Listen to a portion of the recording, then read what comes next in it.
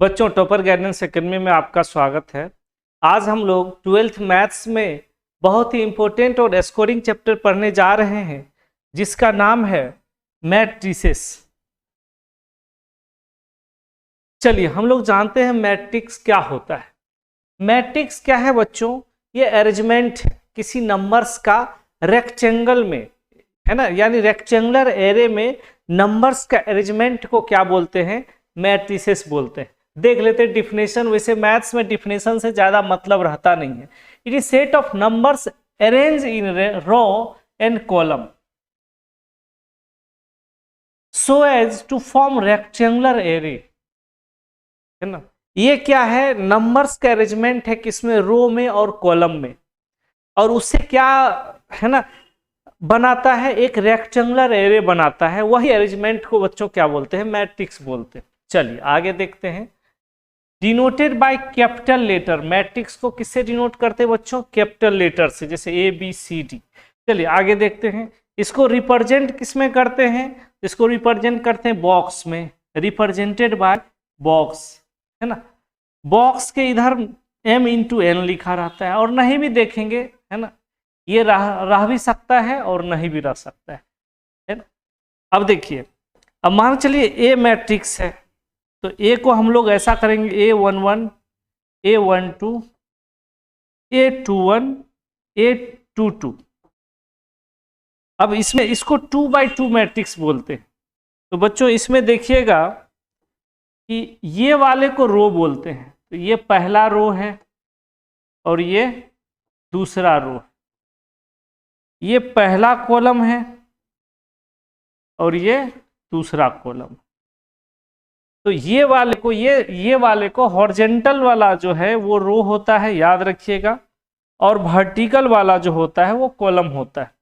और ये जो आपको लग रहा है आई, है ना, आई जे, यानी ये पहला वाला डिजिट रो को रिप्रेजेंट करता है, दूसरा वाला जो है कॉलम को रिप्रेजेंट करता है ना।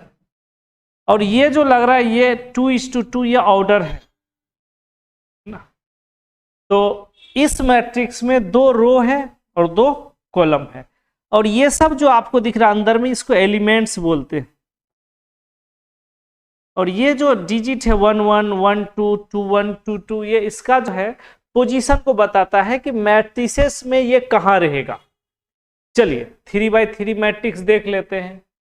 मान के चलिए एक कोई मैट्रिक्स है A11, A12, A13, A21, A22, A23, A31, A32, A33। ठीक है। अब इसमें ये वाला जो होगा ये रो होगा, तो रो 1, ये रो 2, ये वाला जो होगा वो रो 3 होगा। अब ये जो होगा, ये साइड वाला जो होगा वर्टिकल, ये कॉलम 1, इसको बोलेंगे कॉलम 2, इसको बोलेंगे कॉलम 3। अब बच्चों देखेंगे कितना रो कितना कॉलम हो गया? 3 रो और 3 कॉलम हो गया, तो इसको 3x3 मैट्रिसेस बोलेंगे। चलिए ये दूसरा एग्जाम्पल था। तीसरा एग्जाम्पल लेके चलते हैं।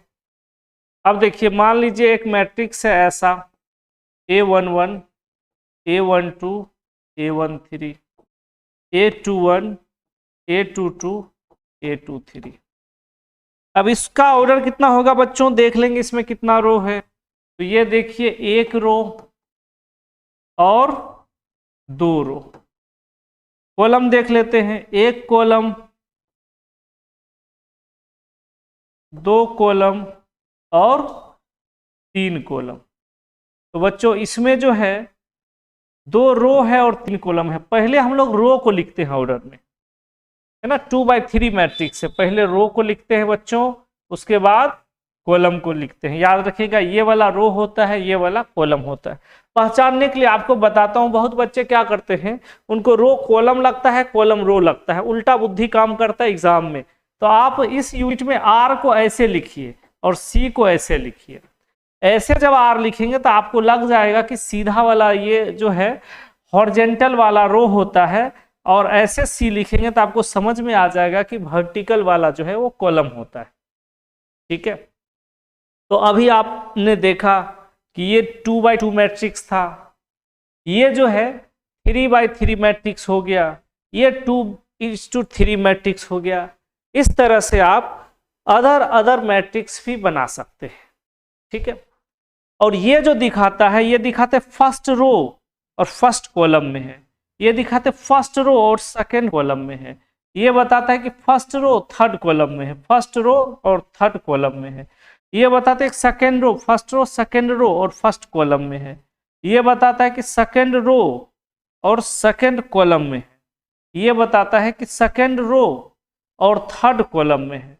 तो इससे आप क्या रो कॉलम आप पहचान सकते हैं। बच्चों 4x4 मैट्रिक्स होगा, 5x5 मैट्रिक्स भी हो सकता है, 5x4 भी हो सकता है, 3x4 भी हो सकता है। आप जब इंजीनियरिंग कॉलेज में जाएंगे तो आपको बहुत मैट्रिक्स में बहुत सारा क्वेश्चन बनाना पड़ेगा और बहुत बड़ा बड़ा क्वेश्चन बनाना पड़ेगा। अभी आपको 3x3 या 3x4 तक ही आपको मैक्सिमम मिलेगा, है ना, 11th-12th में। अब आगे है एलिमेंट ऑफ मैट्रिक्स, ठीक है। तो ये क्या होता है, the number of functions occurring in the rectangular array of और matrix is called the elements. Matrix के, है ना, रेक्टेंगल के अंदर जो जो डिजिट रहता है ना, या जो भी रहता है उसको उसका एलिमेंट बोलते हैं। जैसे मान लेते हैं कोई ये मैट्रिक्स है, इसका एलिमेंट 1 2 3 4 5 6, तो बच्चों इसको हम लोग मैट्रिक्स ए पढ़ेंगे, मैट्रिक्स ए। ये रेक्टेंगल एरे है, ये जो है ये सब एलिमेंट्स है, एलिमेंट्स, ये सब क्या होगा, ये सब एलिमेंट्स, सबको एलिमेंट्स ही बोलेंगे, ये सब एलिमेंट्स। लेकिन बच्चों सबका पोजीशन इसमें क्या होगा, अलग अलग होगा। अब पोजीशन के लिए हम लोग क्या करेंगे, इसके आगे A11 A12 A13 A21 A22 A23। अब आपको बोलेगा क्वेश्चन में कि ये कोई मैट्रिक्स दे देगा, बोलेगा बुआ A11 निकालो, तो देख लेंगे पहला पोजीशन के साथ 1 हो जाएगा। कोई बोलेगा A21 निकालो, ये पोजीशन देख लेंगे, उस पोजीशन पर यहाँ क्या है, तो उस पोजीशन पर यहाँ 4 है, तो ये क्या हो जाएगा, 4 आंसर आ जाएगा, ठीक है। उसी तरह से आपको A12 बोलेगा, तो देख लीजिएगा उस सेकंड पोजीशन पर क्या है, 2 है, तो 2 हो जाएगा। इसी तरह से A22 बोलेगा, तो यहाँ देख लीजिएगा सेकंड पोजीशन पर क्या है, 5 है, तो ये 5 हो जाएगा, है ना। तो अभी आपने बच्चों जाना कि एलिमेंट क्या होगा। एलिमेंट मैट्रिक्स के अंदर जो भी डिजिट रहता है, मैट्रिक्स के अंदर जो भी डिजिट रहेगा उसको क्या पढ़ेंगे, उसको एलिमेंट पढ़ेंगे, ठीक है। और हर एलिमेंट का पोजीशन फिक्स होता है, कभी पोजीशन निकालने बोलेगा तब हम लोग देखेंगे, है ना, सबको एक साथ क्या करेंगे, कंपेयर कर लेंगे और हमारा पोजीशन निकल जाएगा ऐसे करके। तो ये एलिमेंट्स का पोजीशन निकालना बहुत बड़ी बात नहीं है, एनसीईआरटी में आप देखेंगे पहला ही क्वेश्चन जो है एलिमेंट्स का पोजीशन निकालना है, तो उम्मीद है कि आप बना लेंगे, है ना, पहचानना है। और इसका ऑर्डर कितना होगा बच्चों, इसका ऑर्डर होगा कितना, 2 रो है और 3 कॉलम है। तो ये देखिए, ये कॉलम हो गया, 1 कॉलम 2 कॉलम 3 कॉलम, ये रो हो गया, 1 रो और 2 रो। 2:3 इसका क्या हो जाएगा, ऑर्डर हो जाएगा। और एलिमेंट टोटल कितना होगा बच्चों, तो टोटल इसमें कितना हो जाएगा, इसको इंटू कर दीजिए, 3 2 जा 6, 6 एलिमेंट हो जाएगा। आप देख लीजिए 1 2 3 4 5 ऐसा। चलिए अब याद रखिएगा एलिमेंट्स को हम लोग किसमें रिप्रेजेंट करते हैं, रो और कॉलम में। आगे बढ़ते हैं हम लोग, अब चलते हैं क्वेश्चन पर। कह रहा है कंस्ट्रक्ट 3:2, तो ये 3 जो है रो कहलाएगा और 2 जो है कॉलम कहलाएगा। तो पहले 3:2 हम लोग निकाल लेते हैं। मान लेते हैं कि एक मैट्रिक्स है 3 रो होना चाहिए बच्चों और 2 कॉलम होना चाहिए। तो A11 A12 A21 A22 A31 A32। तो इसमें अगर आप देखते हैं तो 1 रो 2 रो और ये तीसरा रो, और इसमें 2 कॉलम मिलेगा। कैसे? देखिए, ये एक कॉलम, ये पूरा, और ये पूरा 2 कॉलम, ये हो गया 3:2। तो हम लोग 3:2 मैट्रिक्स एक मान लिए, ठीक है, ऐसा। अब इसमें कह रहा है कि Aij दिया हुआ है हाफ i - 3j का मॉड। अब सब एलिमेंट जो है i j हम बताए थे, i मतलब रो होता है, j मतलब कॉलम होता है। अब सब एलिमेंट्स हमको A11 निकालना है, तो i की जगह भी 1 रख दीजिए और j की जगह भी 1 रख दीजिए। चलिए रखते हैं, i की जगह भी 1 रख देते हैं और j की जगह भी 1 रख देते हैं। तो ये कितना हो जाएगा? हाफ 1 - 3 - 2 हो जाएगा, -2 का मॉड 2 हो जाएगा, और ये 1 आ गया। चलिए, और A12 निकालते हैं, यहाँ सब कुछ निकालना पड़ेगा। तो हाफ i की जगह 1 रख दीजिए और j की जगह 2 रख दीजिए। तो 6 में से 1 घटाएंगे तो 5 हो जाएगा, माइनस में मॉड है तो प्लस, ये होगा +5/2।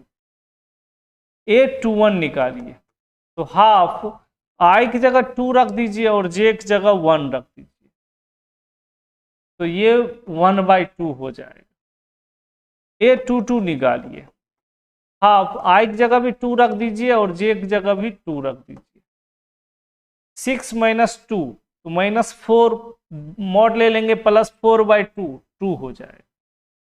A31 i की जगह 3 रख दीजिए और j की जगह 1 रख दीजिए, तो ये 0 हो जाएगा। A32 i की जगह 3 रख दीजिए, j की जगह 2 रख दीजिए। तो 6 में से 3 घटाएंगे तो -3 आ जाएगा, मॉड निकालेंगे तो प्लस आ जाएगा, तो ये होगा +3/2। अब फाइनल जो है ये मैट्रिसेस क्या होगा वो देख लेते हैं।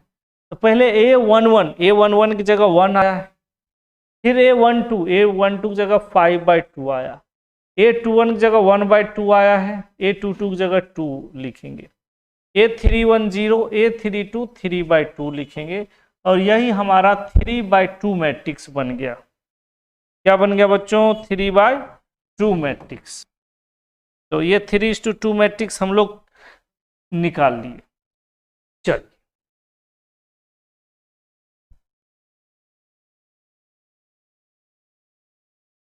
चलिए, तो अगर क्वेश्चन ऐसा दिया रहे एनसीईआरटी में, है ना, 4-5 क्वेश्चन ऐसा है शुरू में, तो अगर आपका क्वेश्चन ऐसा रहे तो आप जो है इसको बना लीजिएगा।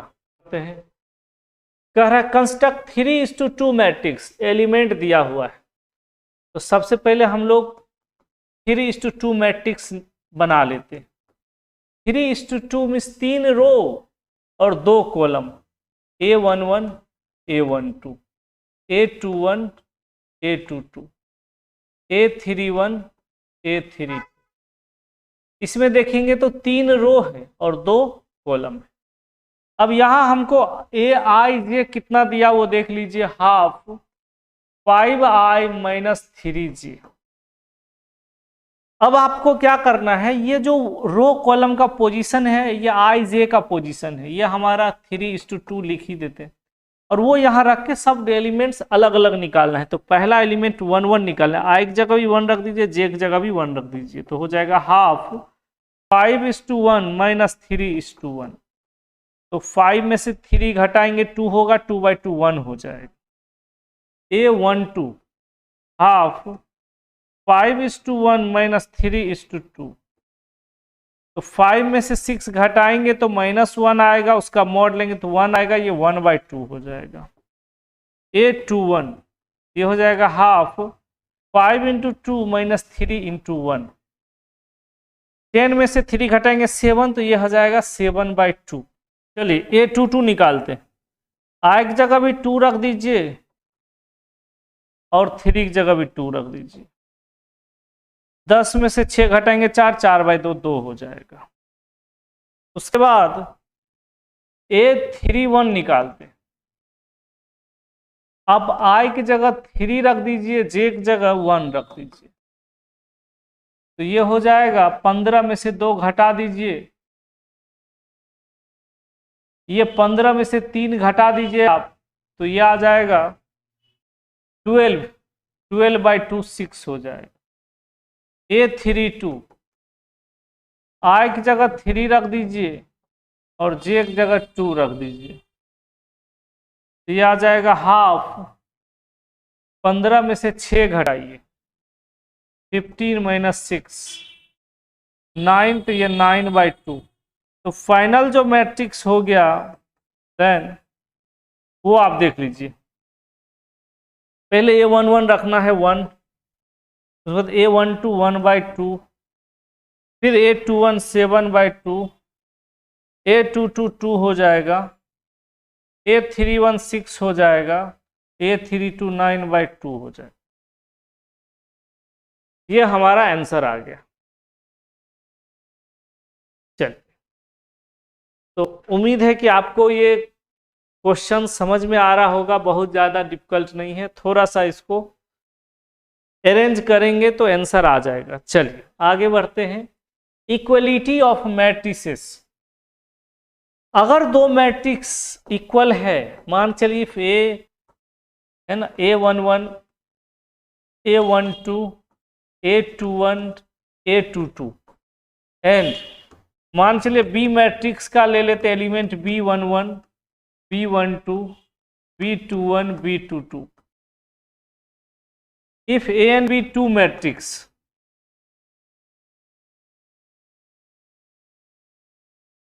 will be equal,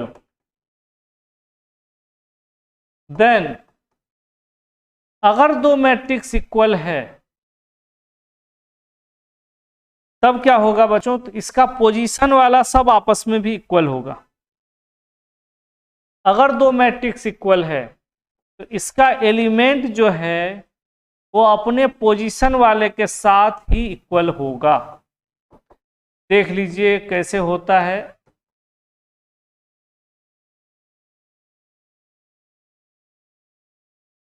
पहला एलिमेंट पहले वाले के इक्वल होगा, दूसरा एलिमेंट दूसरे वाले के इक्वल होगा, ये अपना अपना पोजीशन वाले के साथ ही इक्वल होगा। मतलब क्या हुआ कि A11 जो है B11 के बराबर होगा, है ना। A12 जो है B12 के बराबर होगा, A21 जो है B21 के बराबर होगा, A22 जो है B22 के बराबर। बड़ा आसान रूल है, अगर कोई 2 मैट्रिक्स इक्वल है इसका मतलब है कि उसका एलिमेंट जितना भी है अपने पोजीशन वाले के साथ इक्वल है। चल इस पर क्वेश्चन देख लेते हैं। कह रहे find the value of ABCD। ABCD का वैल्यू हमसे मांग रहा है और ये एलिमेंट और ये मैट्रिसेस दिया हुआ है। तो हम लोग देख लेते हैं क्वेश्चन में। कह रहे गिवन हमारे पास है 2A + B 5C - D A - 2B 4C + 3D is equal to 4 - 3 11 और 24। अब यहां देखिएगा, ये तो हमारा गिवन है, पहला वाला एलिमेंट पहले के बराबर, दूसरा वाला एलिमेंट दूसरे के बराबर, फिर ये वाला एलिमेंट इसके बराबर हो जाएगा, ये एलिमेंट इसके बराबर हो जाएगा। यही रूल हम लोग पढ़े थे। तो हो जाएगा 2A + B इजकल टू 4 पहला, A - 2B बराबर -3 दूसरा इक्वेशन, 5C - D बराबर 11 तीसरा equation, 4C + 3D is equal to 24 चौथा इक्वेशन। अब चारों इक्वेशन को सॉल्व करके हमको ABCD का वैल्यू निकालना है। ठीक है, तो आपको एलिमिनेशन मेथड आप 9th 10th में जो पढ़े थे वही लगाना। अब देखिए ये दोनों को एक साथ कर लेते हैं, 2 से इसको मल्टीप्लाई करके ऐड कर देंगे तो B भी कट जाएगा, A का वैल्यू निकल जाएगा। तो equation first into 2 plus equation 2 कर देते हैं, तो हो जाएगा 4A plus 2b is equal to 8, और ये हो जाएगा a minus 2b is equal to -3। अब इसको ऐड कर दीजिए। ऐड करेंगे तो इसमें b कट जाएगा, क्योंकि आप ऐड किए हैं, साइन चेंज नहीं कर सकते। कितना हो जाएगा 5a इजकल टू, ये आ जाएगा 5, तो a इजकल टू हो जाएगा 1। a का वैल्यू किसी एक इक्वेशन में रख दीजिए ना, इसी में रख दीजिए या इसी में रख दीजिए। तो 2 × 1 2 उधर जाएगा, तो b इजकल टू आ जाएगा बच्चों 2। ठीक है, अब ये दोनों इक्वेशन है, तो है ना, तीसरा इक्वेशन को 3 से मल्टीप्लाई करके ऐड कर दीजिए। Equation 3 × 3 plus equation 4,